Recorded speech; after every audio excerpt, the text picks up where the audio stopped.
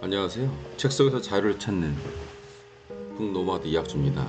오늘은 역행자 챕터 5번하고 6번 함께 한번 나눠보도록 할게요. 우선 챕터 5 역행자 4단계 뇌 자동화라는 부분인데요. 뇌를 최적화를 통해서 뇌를 자동화한다는 거죠. 독서의 빈부격차는 경제적 빈부격차보다 무서운 것으로 삶의 양극화를 만든다. 중요한 것은 이 독서라는 것이 뇌를 최적화함에 있어서 가장 중요한 키포인트가 된다는 부분이죠. 뇌를 최적화하기 위해서 단계별로 얘기해 주는데요. 1단계는요. 이 전략이에요. 다독, 다작, 다상량. 그러니까 많은 책을 읽고 많이 써보고 많은 생각을 하는 게 중요한데,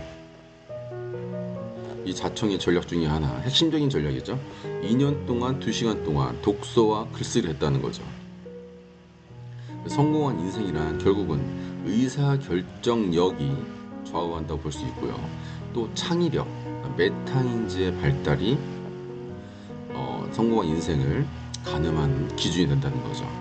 그 어떤 의사결정력과 창의력, 메타인지를 키우기 위해서 규칙적으로 독서와 글쓰기를 하는 게 제일 중요하고, 결국 이렇게 규칙적으로 하는 사람은 0.1%라는 거죠. 결국 이런 어떤 독서와 글쓰기가 쌓이면 결국 부에도 0.1%로 들어갈 수 있는 확률이 높아진다는 거죠.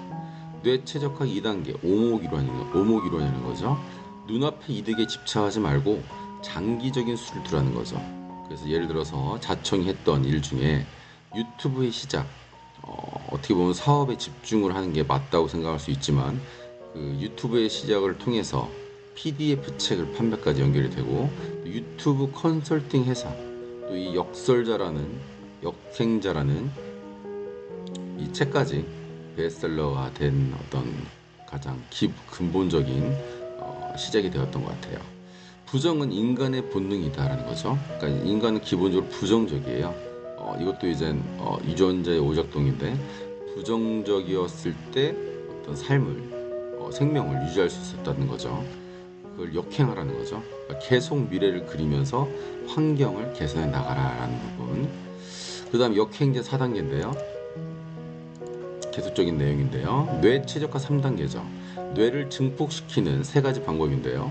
슬럼프에 빠졌을 때 뇌 자극이 필요하다는 거죠. 그래서 하는 방법이, 첫 번째, 안 쓰던 뇌를 자극하라. 노벨상 수상자들은 다른 분야에도 조예가 깊었다는 거죠. 한 분야에만 깊었던 게 아니라, 예를 들면 아인슈타인 같은 경우는 바이올린도 굉장히 수준급으로 연주했던 걸로 알고 있어요. 창의성과 지혜, 통합적 사고가 이루어진다는 거죠. 그걸 통해서 통섭에 인재하는데, 결국은 한 가지만 잘하는 게 아니라 여러 분야에서 조예가 깊었을 때 이런 통섭의 인재가 될 수 있다는 거 다시 한번 깨달았고요. 새로운 경험을 하라. 우리가 빠져있는 일에만 집중하는 것이 아니라 삼국지라든가 과학 관련 다큐 유튜브 시청을 통해서 우리의 어떤 뇌를 새롭게 자극을 했을 때 솔루션이 나올 수 있다는 거죠. 두 번째, 안 가본 길 걷기. 새로운 길을 산책하는 거죠. 매일 갔던 길이 아니라 처음으로 간 길을 갔을 때 우리는 뭔가 새로운 뇌를 통해서 뇌의 어떤 활성화를 이룰 수가 있는 부분이 있죠. 새로운 음식, 새로운 음악, 새로운 여행도 다 마찬가지인 것 같아요. 이 전략과 이 운동 2가지가 이 책에서 가장 중요시한 핵심이고요. 이 2가지만 가져가도 성공이라고 얘기해주고 있어요. 자청은 충분한 수면, 사람은 이제 잠을 줄이면서 무슨 일을 하는 게 더 맞다고 생각하는데, 결국은 충분한 수면이 굉장히 중요한 포인트인데, 그 이유는 충분한 수면을 통해서 장기 기억화가 이루어진다는 거죠. 저희 학교 다닐 때만 해도 사당오락 이런 말이 있었는데요. 정말 이 내용을 알았다면 그렇게는 안 했을 것 같아요. 그 다음에 이제 역행자 5단계로 넘어가면요. 챕터 6번이고요. 역행자 5단계. 역행자의 지식이죠. 새로운 것을 시도하는 사람일수록 불을 일구는 사회라는 거죠. 지금 사회가. 유튜브 편집 기술을 일주일 배우기, 그 다음에 쿠팡에서 판매하는 법을 일주일 배우기, 온라인 마케팅 수업을 일주일 배우기. 이런 식으로 지금 새로운 시도들을 무일푼으로, 무자본으로 할 수 있다는 게 정말 중요한 포인트인 것 같아요. 그래서 어떤 거든 간에 이런 어떤 내용들을 하나씩 배워나가면 이게 결국은 통섭의 인재로 가는 길이 아닌가 싶어요. 자의식을 바꾸고 유전자의 오작동을 이해하고 뇌에 최적화를 이뤘다면 그 다음엔 역행자의 지식만이 남았다는 거죠. 어떻게 이제 이 지식을, 역행자의 지식을 내가 얻을 것인가, 쟁취할 것인가, 이 부분이죠. 기버 이론을 또 얘기해줘요. 역행자는 일을 받으면 일을 준다. 그러니까 사람이 기본적으로 어떤 일을 누군가의 도움을 받아서 잘 됐을 때 그 사람의 도움이 물론 감사하지만 결국은 내가 잘해서 되었다는 그런 생각을 본능적으로 하는 것 같아요. 이런 어떤 역행자의 마인드로 바꾸게 되면 자기 합리화를 극복하고 주라는 거죠. 자청도 스스로 이제 경험했던 내용을 얘기하는데 결국은 자기가 수익의 10%는 그 사람에게 꼭 준다고 하더라고요. 그 역행자를 극복하는 가장 중요한 일인 것 같아요. 정말 돈 앞에서는 사람들이 많이 약해지는 부분이 있는데 이런 어떤 돈 앞에서도 역행자의 모습을 보이는 게 정말 진정한 역행자의 모습이 아닌가 싶어요. 자청이 생각하는 성공의 시그널을 두 가지 정도 얘기하는데요. 밥을 잘 사는가, 아끼지 않고 퍼주는가, 이 부분이 정말 중요한 것 같아요. 앞에서 나왔던 오목 이론과 연결되는 부분이 있죠. 최근 본인 인생에서 가장 큰 영향을 준 사람에게 카카오톡으로 선물하거나 돈을 송금하라 라고 실질적인 어떤 실천 액션 플랜도 얘기해줘요.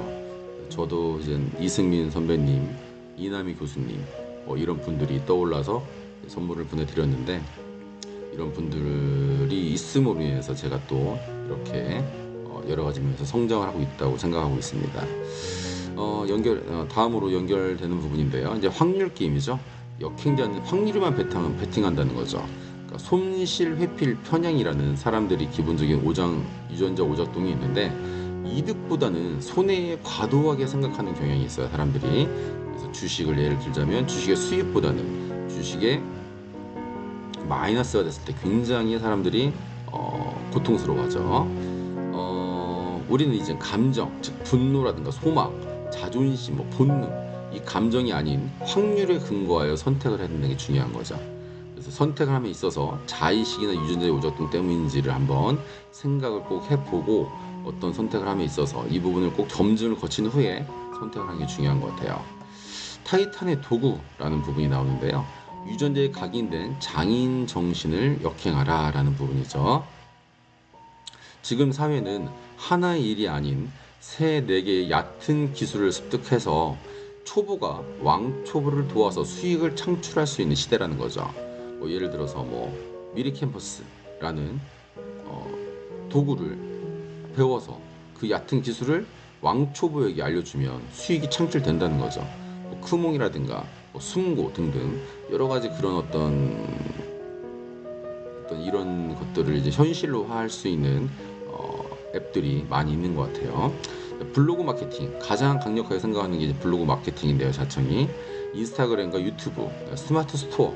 저도 지금 현재 스마트 스토어를 준비하고 다음 주에 사업자가 나올 예정인데요. 이런 부분들을 도전하는 게 굉장히 중요한 것 같아요. 두 번째, 동영상 편집 기술, PDF 책 제작과 판매, 관련 분야 독서 및 유튜브, 오프라인 교육. 저도 현재 이제 크몽에 아이들 어떤 공부방과 관련된 PDF 책을 지금 하나 쓰고 있는 중인데요. 이 부분도 하나하나 해 나가면서 피드백하고 또 개선하고 이런 부분들이 이루어지면은 뭔가 눈에 보이는 가시적인 효과가 있지 않을까 싶습니다. 역행자 5단계 그 다음도 연결되는데요. 이 5단계가 이제 지식이 중요한 내용들이 많아서 굉장히 길어요. 메타인지인데요. 내가 뭔가를 아는지 모르는지 아는 능력이라고 정의할 수 있고요. 자기 객관화를 통해서 나의 약점을 보완하면 의사결정이 높아진다는 거죠. 사람은 불완전한 존재이기 때문에 누구나 약점이 있을 수밖에 없어요. 그런데 이 약점을 제대로 알고 이걸 보완하면서 의사결정을 하게 되면 점점 좋은 질 높은 의사결정이 이루어진다는 거죠. 순리자는 이제 이런 마인드를 갖고 있어요. 나는 이미 다 알고 있어라고 착각을 하고 있고 난 해도 안 돼라고 스스로 과소평가를 하고 있는 이런 어떤 순리자의 마인드죠. 저도 이런 마인드로 살았었는데 이 결국 성공적인 삶을 위해서는 절대적으로 피해야 될 마인드라고 생각이 들더라고요. 무지가 문제가 아니라 잘못 알고 있는 것이 문제라는 거죠. 차라리 아예 모르면은 새로 배우면 되는데, 내가 뭔가를 알고 있다고는 알고 있지만 잘못 알고 있는 경우에는 오히려 나의 인생을 우하향하는 방향으로 이끌 수밖에 없는 것 같아요. 메타인지를 높이기 위해서는 도대체 무엇을 해야 될 것인가 계속적으로 얘기하고 있지만, 독서는 빠지지 않습니다. 독서와 실행력이죠. 그러니까 독서로 나의 무지를 깨닫고 실행하면서 나의 판단과 예상을 검증하고, 실패 시에는 반성을 하고 피드백하고 또 개선을 하는 이런 과정들이 반복이 된다면 성공을 못할 수가 안 할 수가 없다는 거죠. 유전자의 본능은 이렇게 얘기하고 있어요. 항상 우리가 무슨 도전을 할 때마다 서툰 짓 하다가는 너는 죽고 말 거야 라고 얘기를 하고 있다는 거죠. 이걸 깨닫고 그걸 극복했을 때 역행자의 삶을 살 수 있다는 거 다시 한번 강조하고 있습니다. 역행자의 실행, 또 이제 액션 플랜을 얘기해줘요. 1번이죠. 블로그에 아무거나 하나의 글을 써봐라. 2번째, 유튜브를 개설하고 아무 동영상이나 업로드해봐라. 3번째, 독서를 20분 하라. 이 세 가지, 이 책을 읽고 바로 실천할 수 있냐 없냐, 결국은 1%라는 거죠. 실행하는 사람은 1%, 변명하지 말고 실행하라는 거죠. 대부분의 사람들은 변명하고 자기 합리화하고 남 탓하고 이 3종 세트를 가지고 있다는 거죠.